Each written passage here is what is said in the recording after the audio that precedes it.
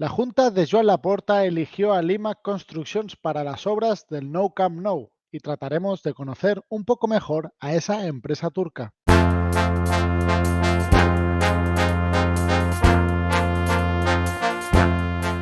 Bona tarda a tothom i benvinguts a l'estadi.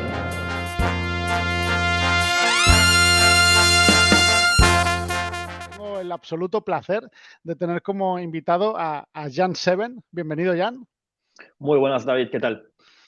Pues nada, explicarles a nuestra disfuncional audiencia y reducida que a Jan lo conozco de Alineación Indebida, un podcast de nuestro querido Ander Iturralde, que explican un poquito sobre todo la actualidad de la Premier League y también a veces abren a otros mundos futbolísticos, digamos. Y también te conozco del documental de Copa 90 que habla de la hazaña de tu equipo, del Trabzonspor. Si quieres explicar un poquito dónde te puede encontrar la gente, Jan, un poquito de publicidad. Bueno, me podéis encontrar en Twitter, mi handle ahí, Donosti Istanbul, que sale ahí abajo. Y luego, lo que comentas, a veces me invitan a alineación indebida a que vaya a decir tonterías. Y en Copa 90, pues en Once in a Lifetime, el documental que has comentado, que es sobre la victoria de Trabzonspor cuando ganamos la Liga después de muchos años el año pasado. Pues ahí también conté un poco cómo lo hemos vivido todos estos años y un poco la historia del club y de la ciudad. Es una flipada la historia del club, de la ciudad y la verdad que cómo lo hace Copa sube el nivel y es muy ameno de ver, divertido y si al que le guste el fútbol, aunque no conozca de nada la historia o no le interese nada el fútbol turco, la verdad que es muy recomendable porque es puro fútbol, es un espectáculo y además conocer una ciudad con esas peculiaridades es una pasada. Bueno, es que Trebisonda es una ciudad muy, muy extraña. Yo sé que todo el mundo cree que su ciudad es un poco rara, pero no, Trebisonda es una pasada. De hecho, también escribí un artículo sobre una crónica, digamos, del viaje que hice a Trebisonda, que ha sido bastante emocionante. Lo pueden encontrar también en mi Medium, que el mismo handle de Twitter en el Medium también. Y la verdad que estuvo, incluso si para la gente, yo sé que tu audiencia seguidor del fútbol, pero incluso para públicos que no les gusta especialmente el fútbol, ha sido muy, muy emocionante toda la historia de Trabzonspor el año pasado. Sí, hoy vamos a recurrir a un artículo de tu Medium que comentabas anteriormente para conocer un poco a Limac, a la constructora que le han adjudicado la obra de la remodelación del Camp Nou. Pero antes de todo, si te parece, vamos a conocer un poco la relación Barça-Turquía. Vamos a comenzar en el apartado deportivo. El primer turco que se puso la camiseta del Barça es Seref Has, que se desconoce un poco porque realmente solo jugó un partido y además fue de pretemporada con Luis Miró como entrenador. Hicieron un partido contra el filial, contra el Condal, ganaron 5-1, él marcó 4 goles, pero aún así no se hizo un hueco en el equipo, tenía muchos delanteros, había mucha competencia y no se pudo quedar. Eh, por lo que hemos visto es jugador y digamos que el Fenerbahce le rindió un tributo después de fallecer. Luego también hay otro jugador, también poco conocido, que es Seyit Zem Unsal, que en 1998 fue convocado por Van Gaal a una gira, a una pretemporada, a un stage de estos que hacían en Holanda. Jugó algún partido, pero tampoco llegó a quedarse en la plantilla. Es este jugador que tenemos aquí, que consta que sí que jugó en el Barça, aquí en equipo con mitos del Barça, como por ejemplo Luis Figo, digamos. Luego por aquí también vemos a Mario Rosas, a Quique Álvarez, a Jordi Ferrón, a Sonny Anderson, Roger, toda esta gente.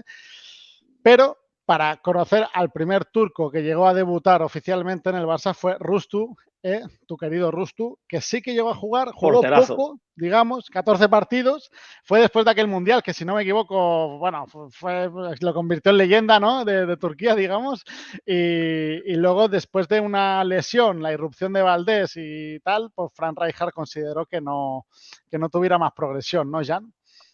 A ver, lo de Rushtu, yo creo que debería haber estudiado bien el caso de Sheriff, porque a pesar de hacer 4 goles con el Barça, que no lo hayan convocado más, pues ya se veía venir. A ver, Rushtu hizo un mundial, el mundial de 2002, que fue impresionante, fue estrella absoluta, aparte con su cara pintada de negro y tal, o sea, un personaje, ¿no? Como todo buen portero está como un cencerro y para mí era mejor que Valdés. A lo mejor no tenía la precisión que tiene Valdés con los pies, pero salvo eso, como portero, yo creo que era mucho mejor que Valdés. Y Rijkaard apostó por Valdés y también hay que decir, para, para ser justos, ¿no? Rustu también en un par de partidos o tres tuvo actuaciones que dejaron mucho que desear, pero al final portero es muy, lo importante es constancia y si no juegas mucho es muy difícil que juegues bien, ¿no? Y yo creo que fue un poco, yo creo que el Barça fue un pelín injusto con Ruud Turechberg, que podría haber, o sea, en vez de irse al Barça, ese verano podría haber ido a cualquier club, o sea, Sí, había hecho un tenía ese mundial, nivel, sí. de hecho creo que fue Laporta, ¿no? Que antes de ser elegido lo prometía traer a Rustu y a Ronaldinho, si no me equivoco. Bueno, él realmente prometió a David Beckham y luego hizo, hizo la suya, la mítica, acabó Qué ahí raro. sí, y al final no trajo a Beckham y toda aquella movida, pero sí que llegó a ver aquella historia de que dicen que Laporta pagó no sé cuánto o prometió no sé cuánto al Manchester United, se llegó a publicar en web, luego dijeron que se había hackeado y entonces, bueno, estas artimañas, digamos. Pero así que acabó Rustu en Barcelona y finalmente Ronaldinho. A ver, la historia no fue mal, pero sí que No, estuvo Ronaldinho sobre todo salió muy bien. en esos movimientos de la porta un poco, digamos, cuestionables. Luego ¿Qué el va? siguiente, digamos que sí que ha marcado más que Rustu, porque realmente Rustu, tengo aquí apuntado, jugó 14 partidos en el Barça, es Arda Turán, que llegó también cierta polémica porque realmente fue firmado sin presidente por la Junta Gestora del Barça, cosa que en teoría no se puede hacer, pero como el presidente iba a salir otra vez reasignado, que era Bartomeu tras el triplete y tal, se llegó a hacer oficial, digamos, el fichaje de Arda estando en elecciones. También recordemos que llegó esa temporada que el Barça estaba sancionado por la FIFA por el tema de menores y tal, y no llegó a debutar hasta pasado el mercado invernal, digamos, hasta la siguiente ventana. Se pagaron 40 millones entre fijos y variables y sí que tuvo algún momento destacado, pero al final no consiguió refrendar pues, sus momentos más álgidos, ¿no? Como estuvo en el Atlético de Madrid con el Cholo, ¿no, Jan? Arda, yo creo que lo de ir al Barça y no jugar en un total de 8 meses, creo que he estado sin jugar al fútbol. Y, y bueno, eso para cualquier jugador es bastante complicado superar, pero luego con la lesión de Neymar no lo estaba haciendo mal, tenía bastantes goles y asistencias, pero bueno, cuando vuelve Neymar, si tienes a Neymar, tienes que poner a Neymar. De hecho, el otro día estaba viendo una entrevista de Arda que estaba diciendo que su técnico favorito para trabajar, aparte de Fatih Terim, que es como su padre y tal, es Luis Enrique. Le encanta Luis Enrique. Y yo, por ejemplo, pensaría que igual tendría cierto tal. No, a Luis Enrique le encantaba y parece que era recíproca ese cariño, digamos, o ese respeto profesional. Arda podría haber hecho bastante más en el Barça, aunque no llegó al nivel que rendía en el Atlético de Madrid. El Atlético de Madrid sí que ganar esa liga contra un muy buen Madrid y un muy buen Barça, no, o sea, no era cosa menor, o dicho de otra manera, era cosa mayor, como diría Rajoy. Pero, pero sí, o sea, lo de Arda con el Barça podría haber sido muy diferente si hubiera sido unas circunstancias diferentes, pero bueno, en Turquía incluso se le criticó de que decían que era un fichaje para los patrocinadores y tal, y todos sabemos que no era así, que había rendido mucho en Atlético de Madrid, había hecho unas temporadas muy buenas, pero bueno, en el Barça la historia no le favoreció tanto. Yo creo que le querían para una posición como la de Iniesta, por ejemplo, obviamente no está para nada en ese nivel, ni nunca iba a estar, pero yo creo que pensaban para ahí y él rendía mucho mejor donde jugaba Neymar. Y de hecho se ha visto así cuando Neymar estaba lesionado y hizo, no me acuerdo cuántos goles y cuántas asistencias en muy poco tiempo. Sí, sí. Y luego entró un poco en barrena, digamos, ¿no? Entre cesión y cesión, vas a exigir, si no recuerdo mal, Galatasaray también. Y luego también tuvo aquella movida, ¿no? Con aquel cantante, ¿no? Uf, eso fue. A ver, yo va a ser autobombo otra vez. También en mi medium hay un Está bien, artículo está bien. sobre Arda. Sí, sí, sobre la carrera de Arda. Para mí siempre han existido dos Ardas. Uno es, o sea, el que conocíamos cuando jugaba en el Galatasaray o incluso cuando jugaba en el Atlético de Madrid, un chaval súper humilde, muy normal, muy simpático, muy gracioso, es excesivamente gracioso, imitaba a sus compañeros o yo me acuerdo cuando estaba aún en Turquía y la prensa estaba siendo muy, muy injusta y muy dura con él. Un día después de una lesión, casi llorando, hace unas declaraciones y tal. Era un chaval como, era muy querible. Y luego, no sé qué ha pasado, pero de repente empezamos a conocer a un Arda, también tuvo problemas en la selección, un Arda más engreído, eh, más creído, más arrogante y para nada querible. Parecían dos personas, ¿no? Y uno de los dos Ardás para mí era como que no te podías enfadar con él. Era imposible enfadarte con él porque era demasiado simpático. Y el otro era una persona que decías, es que no lo quiero ni ver, no lo quiero ni ver. Pero seguramente no será ni una cosa ni la otra, porque al final nosotros conocemos a los jugadores por su presencia pública y por lo que hacen en el campo y no les conocemos a nivel personal. Yo, la gente que conozco, que sí que le conoce personalmente, tengo algún amigo que ha jugado con él en Manisa Sport y tal, y todo el mundo dice que es un chaval majísimo y es muy, muy cercano, muy generoso. De hecho, en su barrio aún le adoran. En el barrio donde creció, apoya bastante al fútbol amateur, porque en Turquía y sobre todo en Estambul hay mucha tradición de fútbol amateur. Y más que las escuelas de fútbol, él cree mucho en el fútbol amateur y cree que los jugadores van a salir de ahí y de los barrios, de los equipos de los barrios y tal. Y la verdad que en ese aspecto se le tiene bastante cariño en su barrio, etc. Y también lo que me ha sorprendido siempre a mí es que no lo parecía, pero cuando habla de fútbol, tiene una visión del fútbol bastante interesante, o sea, entiende y piensa sobre el fútbol. Eso no cualquier gran jugador lo tiene que hacer. O sea, tiene curiosidad, intenta aprender. En ese sentido es interesante. Creo que un día podría llegar a ser un entrenador interesante, que dice que lo quiere hacer. Bueno, veremos si acaba ocurriendo. Luego, también es cierto que a día de hoy el Barça en la entidad tiene un turco que es Emre Demir, aunque en las últimas declaraciones no tengo muy claro que vaya a estar mucho tiempo aquí, porque dice él tal cual, no se puede decir con certeza que me voy a ir del Barça, depende de mí. Si encuentro un club que me quiera, me voy.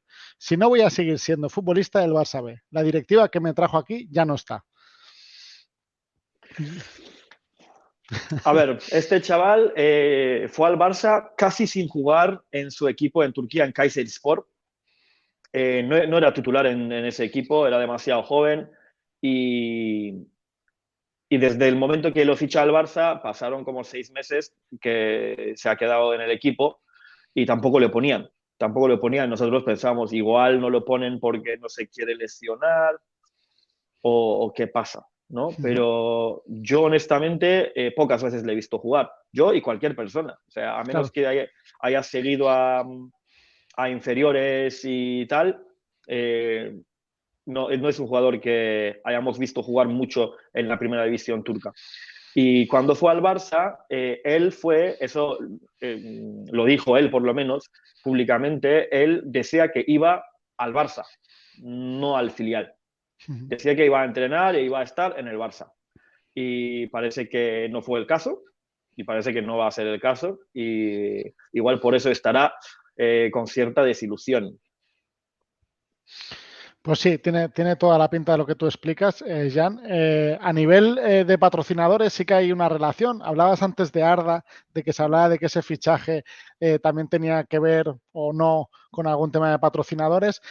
Un poco la relación comienza, a lo mejor hay alguna más y me la olvido, pero con Turkish Airlines desde 2010.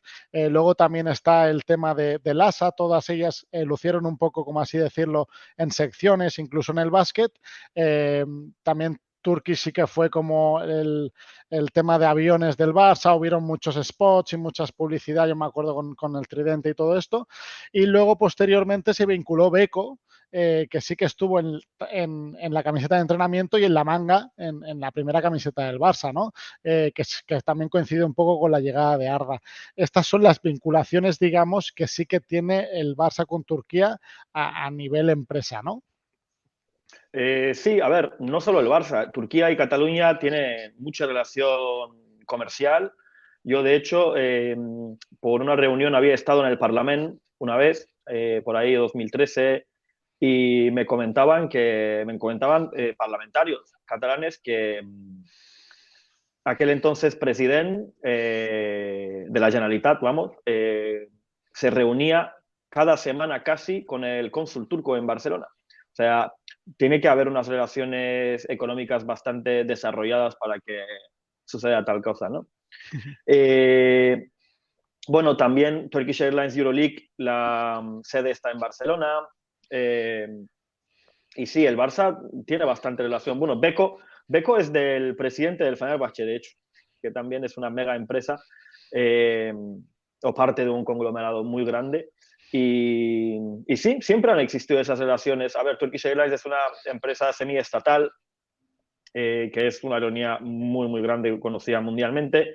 Entonces, tienen presencia en el deporte en Europa bastante, pero luego Beko, ya has mencionado, bueno, sí, al final sí que hay bastante relación Turquía-Cataluña y Turquía-Barça, al parecer. Vale, entonces vamos a centrarnos ya en el acometido del vídeo, digamos. Cuéntame un poco de dónde aparece el IMAC, porque la verdad que cuando se anunció el acuerdo de la constructora, pues al final los aficionados del Barça desconocíamos esta empresa y en qué ámbitos actúa, porque para nosotros, ya te digo, es bastante desconocida. Bueno, al final sí que desde un punto de vista puede ser algo sorprendente, pero si luego lo piensas desde otro punto de vista, bastante normal, porque al final vivimos en la fase superior del capitalismo en la que el sistema tiende a crear monopolios, ¿no? Y en todos los países, en todas partes, en muchos sectores o incluso algunos que actúan en varios sectores a la vez, hay muchos monopolios. Lima, que es uno de esos en Turquía. Entonces, al final, en el mundo no hay tantas empresas que puedan hacerse cargo de un proyecto de estas dimensiones como el estadio del Barça, como el Camp Nou. Entonces, o sea, no iba a ser Construcciones Nueva York de Cuéntame que se haga cargo de las obras del Camp Nou, ¿no? Y la mayoría de las constructoras de ese tamaño tienen relaciones interesantes, digamos, con el poder político y se lucran de manera parecida. Al final, Limac es un conglomerado, tiene construcción, actúan en turismo, en medios, energía, aviación, alimentación, etc. En energía, por ejemplo, hacen centrales hidroeléctricas, pero sobre todo como constructora en Turquía es muy, muy conocido, también bastante polémico. En Turquía hay una serie de 5 empresas, 5 conglomerados, a los que la oposición los denomina como la pandilla de los 5, porque son 5 empresas que se lucran muchísimo con concursos públicos, concursos que dan los ayuntamientos o el Estado mismo. Entonces, se habla de que estas 5 empresas, por ejemplo, Kılıçdaroğlu, el líder de la oposición, estaba denunciando que estas empresas se han lucrado más de 300.000 millones de euros, dólares, perdón, en los últimos 20 años que gobierna Erdogan, solo por los concursos por los concursos públicos que mencionaba antes. Ujú. Al final es una empresa así, pero lo que decía, al final todas las empresas, o sobre todo constructoras de ese tamaño, pues suelen ser de esa índole. Y en el caso de Lima, creo que lo que nos hace saltar tanto o los hace saltar tanto a la vista es que es la situación política de Turquía y también lo descarado que ha sido para muchos como han ido pillando concursos públicos junto a las 4 empresas de más en las últimas 2 décadas. Así que yo creo que la noticia que el Barça haya elegido al proyecto presentado por Limac no es tan sorprendente. Seguramente el proyecto habrá sido un buen proyecto. Lo que sí es sorprendente, para mí por lo menos, ha sido que Limac empieza a actuar fuera del hinterland de Turquía, porque es una empresa que trabaja mucho en Turquía y luego en su hinterland, ¿no? O sea, igual en Rusia o en países de este de Europa, en el Medio Oriente, etcétera, y en Turquía, obviamente. Pero y siempre megaproyectos, ¿eh? O sea, habían hecho el nuevo aeropuerto de Estambul, que ha sido como uno de los proyectos más polémicos de Erdogan, porque para los que no sabéis, Erdogan tiene un interés especial, por alguna razón, en hacer megaproyectos. O sea, le gusta hacer construcciones gigantes, tiene un proyecto que él mismo le llamaba un proyecto de locura, que era hacer un canal paralelo al Bósforo, como el canal de Panamá, pero cuando ya existe un canal al lado. O sea, cosas así raras. O sea, habiendo ya 2 aeropuertos en Estambul, hicieron un tercer aeropuerto y lo hicieron, es inmenso. Para los que no habéis estado en ese aeropuerto, tienes que caminar y caminar y caminar y caminar y es una locura. Pues A, ni- entonces, a dime, dime. nivel, comentabas lo del aeropuerto, ¿han hecho también es decir, comentas toda la experiencia que tienen en construcción y lo importante que es en Turquía? eh, Podemos decir que el aeropuerto de Estambul es su mega gran obra, digamos, a gran escala, y algún estadio de fútbol, es decir, como experiencia previa a lo que va a suponer remodelar el Camp Nou. En el sur de Turquía hicieron un estadio polivalente. Lo construyeron para los Juegos Mediterráneos, así se llaman en español, los Juegos Sí. del Mediterráneo. Vale. Ujú. Eh, pues hicieron un estadio para los Juegos Mediterráneos en Mersin. Y bueno, yo no he estado, desconozco bastante el estadio como es, pero es un estadio, no es un estadio de fútbol per se, es un estadio para varios deportes, pero ahora juega ahí Mersin Idman Yurdu, o Yeni Mersin Idman Yurdu. Ujú. O sea, se juega al fútbol en ese estadio, vamos. Vale, Bueno, la segunda turca, o sea, se juega al el- fútbol. Y luego te quería comentar, comentabas de la oposición que lo vinculaba mucho a Erdogan, ¿no? Es decir, que sí que es claramente alguien, es decir, la oposición sí que hablan de que no estarían a ese nivel si no fuera gracias a las políticas corruptas de Erdogan, pero ¿crees que es algo fundado o sí que crees que tiene una relación estrecha el presidente de Limak y el presidente de Turquía? A ver, Nihat Özdemir no es un desconocido para nada para los aficionados del fútbol, porque fue dirigente del Fenerbahce durante años y luego fue presidente de la Federación Turca de Fútbol. Entonces, en Turquía, desde hace unos cuantos años, es sabido por todo el mundo que se hacen elecciones para elegir presidente de la federación, pero suele ser un solo candidato. Y ese candidato normalmente es señalado a dedo por Erdogan o por el poder político.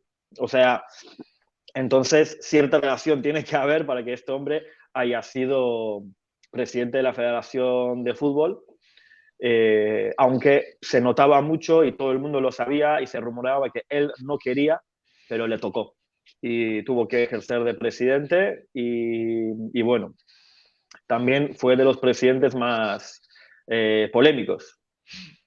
En Turquía todos los presidentes de la federación son polémicos. porque el ambiente futbolístico turco es muy tóxico, pero a un nivel mucho más alto que aquí, que no os imagináis, y, y entonces es un trabajo jodido.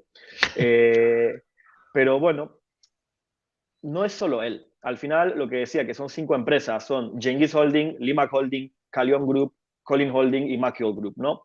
Eh, y todos operan en construcción, energía e infraestructura. Y tanto en Turquía como Medio Oriente y Europa del Este, sobre todo. Y en muchas ocasiones también operan en conjunto. Por ejemplo, si no me equivoco, en el caso del aeropuerto de Estambul, fue un trabajo en conjunto de varios de esas empresas, ¿no? Eh, y antes he dicho 300, no, son 200.000 millones, no vaya a ser que lo haya dicho mal, pero eso, o sea, los concursos estatales les ha dado alrededor de unos 203.000 millones de dólares en los últimos 20 años y claro, también la oposición señala mucho a que son los principales evasores de impuestos en Turquía, porque eh, ha habido múltiples exenciones y amnistías fiscales a medida diseñada para estas empresas, según la oposición. Y a mí no me parece para nada descabellado, para ser honesto. O sea, no, yo personalmente no tengo las pruebas de ello, no los puedo exponer, pero la verdad que no creo que sea mentira. Pero también son polémicas esas empresas por cómo se ha tratado a los trabajadores en la construcción del aeropuerto, por ejemplo. Hubo una pequeña resistencia ahí que los obreros han empezado a luchar por sus derechos y han sido detenidos una buena cantidad, o sea, pero cientos de trabajadores han sido detenidos eh, porque protestaban las condiciones en las que trabajan. Al final, esta gente también tiene astilleros, en los astilleros se trabaja en pésimas condiciones.